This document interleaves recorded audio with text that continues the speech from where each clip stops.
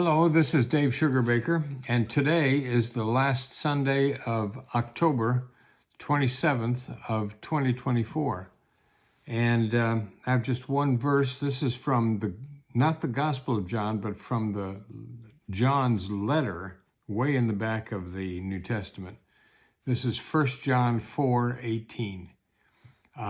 It's very well known statement.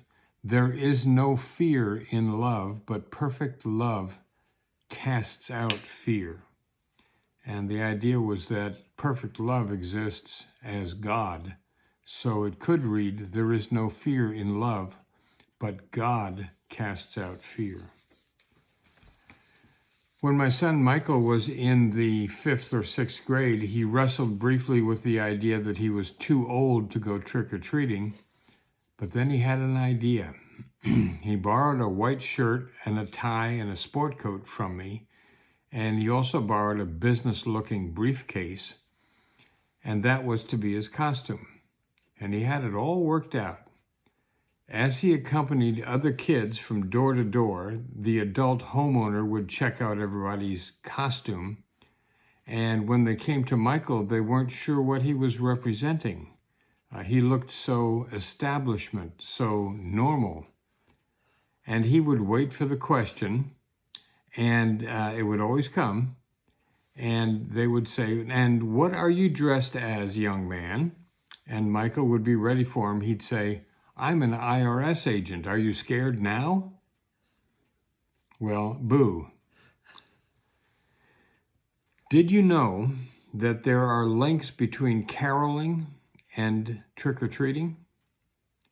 But to understand that, before we really get to that, we have to recognize All Hallows E'en and an indigenous religion of Britain and Europe before the arrival of Christianity at roughly 350 AD, when Constantine, back in other parts of Europe, adopted and protected Christianity after 3 centuries initially of persecution.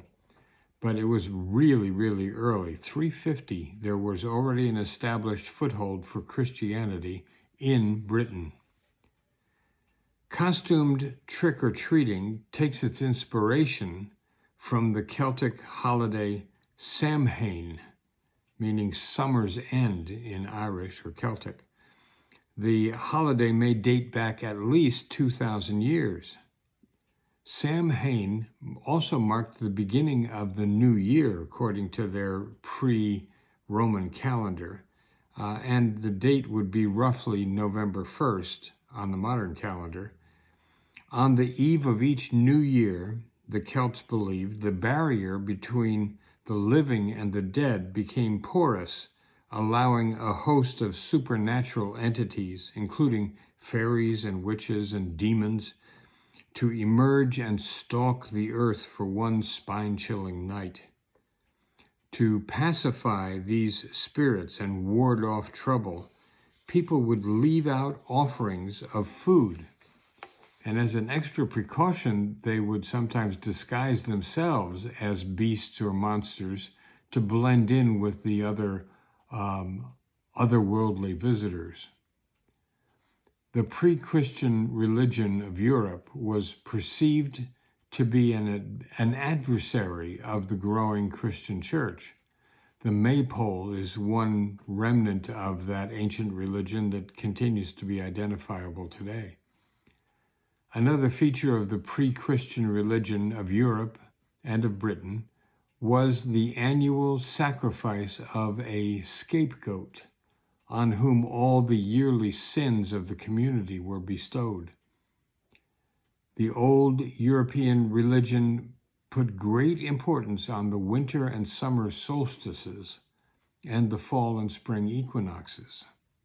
That could have had a lot to do with the original purpose of Stonehenge. Christianity didn't take kindly to groups that continued to practice their old religion. In fact, it literally demonized them. They were thought to be agents of the devil. They were witches and fairies. The medieval Christian concept of the devil was taken from the practices of the old religion. The devil had horns and a beard and cloven hooves, just like the scapegoat of the old European religion. Samhain took on a second name. All Saints' Day, or in Middle English, it was All Hallows. The night before All Hallows, when the demons and the witches and the fairies walked the earth, became known as All Hallows E'en or Halloween. Pope Gregory III became Pope in 731, and he was the one who moved the Church's celebration of saints from May 13th to November 1st, right on top of and overlaying the pagan holiday with a Christian holiday. The Church had a habit of doing that. Saturnalia was a raucous pre-Christian holiday, a Roman holiday, and that was December 25th. And so Christians moved Christmas from another date to December 25th to assimilate pre-Christian practices into the purview of the Church. Just kind of took over the territory. In the earliest days, and we're moving through history now, in the earliest days, perhaps before 1066, the trick-or-treaters on Halloween might be the poorest and most isolated people in the territory, living in the hollers in the back country where nobody else wanted to be. They were possibly still practicing their old religion, and they would be seen by the civilized town people as witches and fairies, agents of the devil, who might be appeased by gifts of food and dissuaded from doing mischief.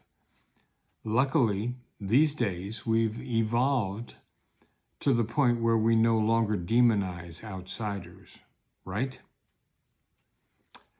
By the 16th century, something called guising was common in Scotland and Ireland on All Hallows E'en, or evening. Children disguised as witches, goblins, fairies would make the rounds receiving treats to ward off evil spirits. Washington Irving, as a famous early American author, visited England, and he wrote back to his newspaper, where he had a column in New York City, about his observations of what it was like in England.